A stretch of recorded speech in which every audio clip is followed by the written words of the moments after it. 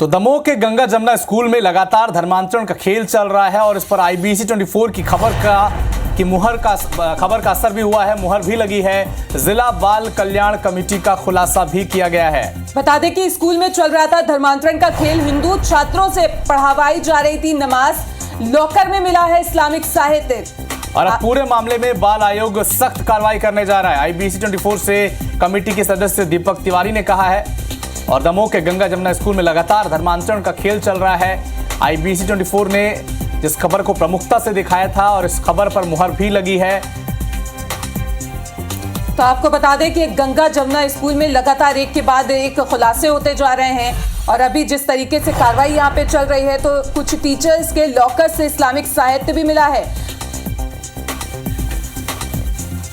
और बात की हमारे संवाददाता विजेंद्र पांडे ने।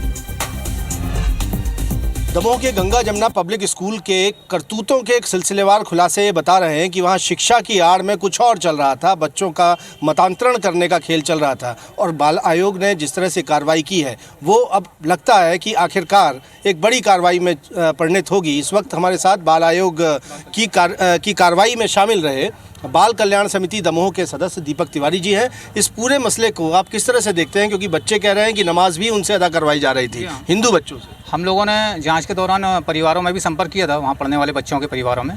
तो माता पिता ने बताया कि हिजाब को लेकर हमारी कोई अनुमति हमसे नहीं ली गई है और वहाँ पे जिस प्रकार की शिक्षा उनको दी जा रही थी बच्चों को अभी से, तो कहीं ना कहीं मुस्लिम धर्म की तरफ एक मतांतरण करने का एक प्रक्रिया उनकी प्रारंभ हो चुकी थी। बच्चों ने बताया कि हमें वहाँ पे कुरान की आयतें सिखाई जा रही हैं, नमाज पढ़ाई जा रही है। ये सारा बच्चों ने हमें खुलासे किए थे। और ये बच्चों पर दबाव था इस बात को लेकर? जी बिल्कुल, बच्चों पर दबाव था और मारपीट और उनका हिजाब के बिना अगर अंदर पहुंच रहे हैं तो बिल्कुल उन्हें पनिशमेंट दिया जाता था, टॉर्चर किया जाता था। तो उनको डर के मारे वो घर पे भी नहीं बता सकते और मजबूरी थी उनकी हिजाब पहनना। प्रशासनिक अधिकारियों की भूमिका आपको क्या लगता है कैसी रही और क्या राजनीतिक या प्रशासनिक संरक्षण था स्कूल? इसमें प्रशासन ने अपने स्तर पे जो जांच की है उनको ये बातें क्यों नहीं दिखी, उन्होंने अपनी जांच में क्या देखा क्या नहीं देखा, ये थोड़ा सा शंकास्पद तो है।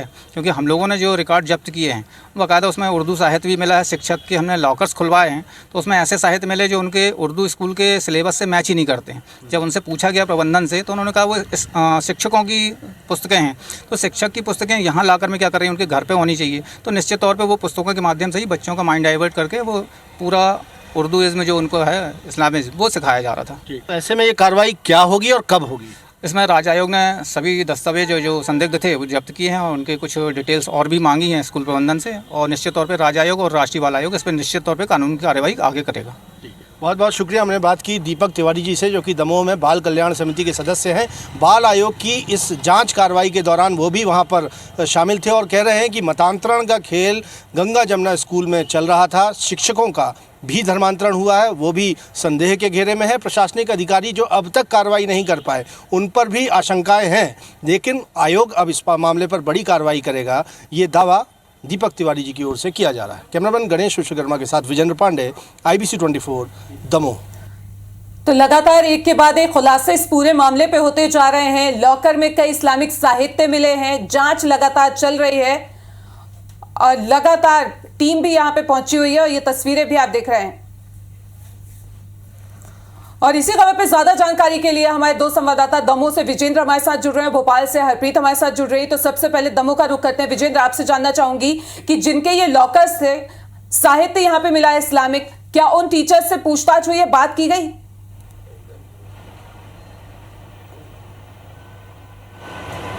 जी, सबसे पहले तो मैं आपको बताना चाहूँगा कि जिस तरह से शिक्षा की आड़ में Ganga Jamuna school Islamic agenda चला रहा था, मजहबी एजेंडा चला रहा था, उसके जो हमने खुलासे किए हैं उस पर बाल कल्याण आयोग की ओर से मुहर लगाई गई है और ये बात मानी गई है कि छात्रों को और ख़ास तौर पर जो हिंदू छात्र छात्राएँ थी उनको भी स्कूल में नमाज पढ़ने के लिए दबाव बनाया जाता था और उसके लिए ये मना करने पर मारपीट भी होती थी। और जहाँ तक इस मामले पर कार्रवाई की बात है तो आयोग का ऐसा मानना है, ये उसकी फाइंडिंग्स हैं कि 3 शिक्षकों का 3 जो महिला टीचर्स थी उनका धर्मांतरण स्कूल में हुआ है। क्योंकि जब बाल आयोग की टीम स्कूल पहुंची और जब टीचर्स के लॉकर्स खुलवाए गए तो उन लॉकर्स में इस्लामिक साहित्य मिला ये साहित्य ऐसा था जिसका स्कूली पाठ्यक्रम से कोई लेना देना नहीं था, और यदि उर्दू की क्लासेस चलाई भी जा रही हैं उससे कोई लेना देना नहीं था। तो ऐसा साहित्य यहाँ पर मिलना ये अपने आप में ये बता रहा है कि वहाँ पर मजहबी शिक्षा पर जोर दिया जा रहा था। साथ ही साथ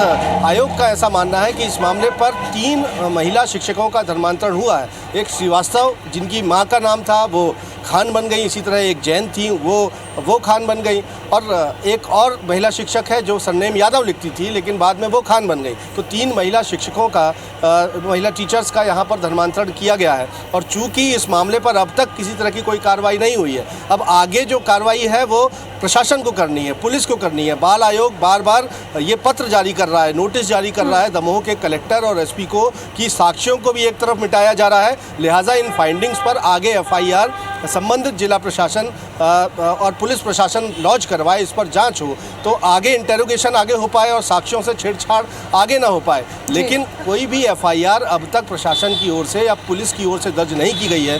पुलिस अधिकारियों और प्रशासनिक अधिकारियों को ये ज़रूर कहना है कि बाल आयोग स्वयं इस मामले की जांच कर रहा है और वो भी उनके निर्देशों के अनुरूप मामले की जांच कर रहे हैं। तो ये जब फाइंडिंग्स आगे आएंगी तब उसके बाद ही एफआईआर दर्ज की जाएगी। अब तक कोई एफआईआर दर्ज नहीं है, और दूसरी तरफ साक्ष्यों से भी छेड़खानी हो रही है। लेकिन बाल आयोग से जुड़े हुए तमाम जो सदस्य हैं वो ज़रूर ये कह रहे हैं कि प्रशासनिक अधिकारियों की भूमिका भी इस मामले पर संदेहों के दायरे में है, कहीं ना कहीं संरक्षण जैसी बात है, क्योंकि इतना सब अगर वहाँ पर चल रहा था तो अब तक कोई कार्रवाई उनकी ओर से क्यों नहीं की गई, और आयोग अब इस मामले पर सख्त कार्रवाई करेगा, ऐसा दावा जो है जिला बाल कल्याण समिति के सदस्य का भी कहना है। जी चलिए, हमारी संवाददाता हरप्रीत के पास हम चलते हैं। हरप्रीत, लगातार सरकार और प्रशासन ये दावा करती है कि धर्मांतरण के खिलाफ लगातार कार्रवाई की जाएगी, लेकिन दमोह के गंगा जमुना स्कूल में जो तस्वीर सामने आ रही है कि पहले इस्लामिक साहित्य मिला है, हिजाब पहनने के लिए दबाव बनाया जाता था, नमाज नहीं पढ़ने पर पिटाई की जाती थी, तो प्रशासन की बड़ी चूक, अब तक एफआईआर दर्ज नहीं हुई है।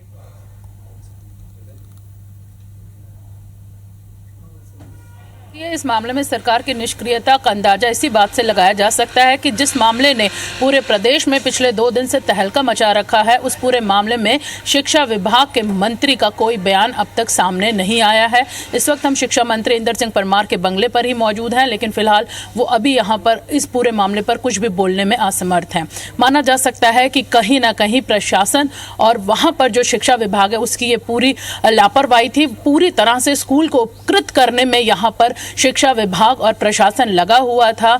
जिस तरह से जो दस्तावेज IBC 24 के हाथ लगे, उन दस्तावेजों में साफ देखा जा सकता है कि जिला शिक्षा अधिकारी तेंदुपत्ता संग्रहण के लिए उस स्कूल को किराए पर देने के लिए यहाँ पे पत्र जारी कर रहा है। कलेक्टर प्राथमिक जांच में ही क्लीन चिट दे रहा है, जिला शिक्षा अधिकारी क्लीन चिट दे रहा है, और जब बाल आयोग की टीम यहाँ पर पहुंच रही है तो वो तमाम खुलासे यहाँ पर कर रही है, तमाम सबूत यहाँ पर दे रही है। समझा जा सकता है कि एक दिन के लिए, कुछ घंटों के लिए जब बाल आयोग की टीम यहाँ पर पहुंचती है तो उन्हें वो तमाम सबूत यहां पर मिलते हैं, लेकिन जिला शिक्षा अधिकारी और कलेक्टर के आंख पर पट्टी बांधकर बैठे हैं कि उन्हें शिकायतों के बावजूद यहां पर कुछ नहीं मिला। समझा जा सकता है कि तमाम इन लोगों की भी मिली भगत के चलते ही ये स्कूल अब तक संचालित हो रहा था। 2012 में इस स्कूल को शुरू किया गया था और 2018 में इसका पंजीयन हुआ था, यानी इतने साल तक बिना पंजीयन ये स्कूल यहां पर काम कर रहा था, छात्र छात्राओं को शिक्षा दे रहा था। तमाम चीजें सामने आने के बावजूद भी अब तक कलेक्टर की जो जांच समिति मुख्यमंत्री के आदेश के बाद यहां पर बनाई गई है, उसने 5 दिन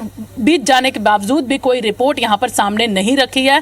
बाल आयोग अब कलेक्टर को भी नोटिस जारी कर रहा है, जिला शिक्षा अधिकारी को भी यहां पर नोटिस जारी कर रहा है, और इसके साथ ही स्कूल संचालक पर वो आज एफआईआर दर्ज करवा सकता है। तो कुल मिलाकर पूरे मामले में समझा जा सकता है कि मिली भगत के चलते एक जिहादी जो साम्राज्य है, जैसा कि प्रदेश अध्यक्ष BD शर्मा ने भी आरोप लगाया है, वो फल फूल रहा था। जी बिल्कुल, तो नजर बना के रखें आप दोनों ही, लगातार आगे भी अपडेट आपसे लेते रहेंगे। फिलहाल अभी के लिए आप दोनों का बहुत बहुत शुक्रिया।